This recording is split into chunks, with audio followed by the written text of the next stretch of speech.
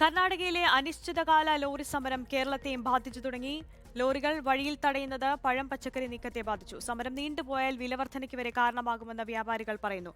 ഭാരതീയ ന്യായ സംഹിതയിൽ വാഹനാപകടത്തിന് ശിക്ഷ വർദ്ധിപ്പിച്ചതിൽ പ്രതിഷേധിച്ചാണ് ലോറി സമരം.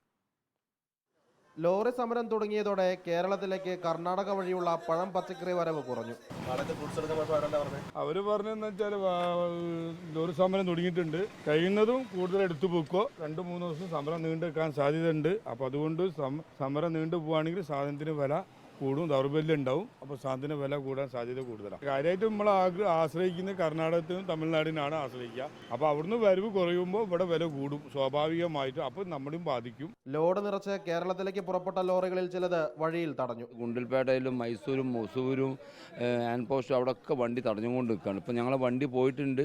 ഇന്നലെ പോയി വണ്ടിക്ക് വാണിംഗ് വന്നിട്ടുണ്ട്, എടുക്കും പച്ചക്കറി എടുത്ത് വരാൻ പാടില്ല. കുറച്ച് 1 മണി 2 മണിക്ക് എത്തുന്ന വണ്ടി ഞങ്ങൾ വണ്ടി എത്തിയത് 11 മണിയായി വണ്ടി എത്തുമ്പോൾ. ഇപ്പോഴാണ് പച്ചക്കറി പല ഭാഗങ്ങൾ ഇപ്പോഴാണ് പച്ചക്കറി പോയത്. അതുകൂടെ ഒന്നും ഒരുപാട് കച്ചവടക്കാർ സാധനം കൊണ്ടുവന്നിട്ടില്ല. പച്ചക്കറി എന്നല്ല ഒരു വണ്ടി അവർ വിടുന്നില്ല. മെയിനായിട്ട് ഇവിടെ കോഴിക്കോട് മാർക്കറ്റിൽ പാളയം പച്ചക്കറി മാർക്കറ്റിൽ നിത്യം ഏകദേശം ഒരു 10-25 ലോറി പച്ചക്കറി വണ്ടി വരുന്നതാണ്. അതെല്ലാം തടഞ്ഞിട്ടുണ്ടെങ്കിൽ എന്തായിരിക്കും അവസ്ഥ എന്നുള്ളത് ഞാൻ പറയണ്ടല്ലോ. മറ്റ് ചരക്കു നീക്കങ്ങളെയും സമരം ബാധിച്ചു തുടങ്ങിയിട്ടുണ്ട്. റിപ്പോർട്ടർ, കോഴിക്കോട്.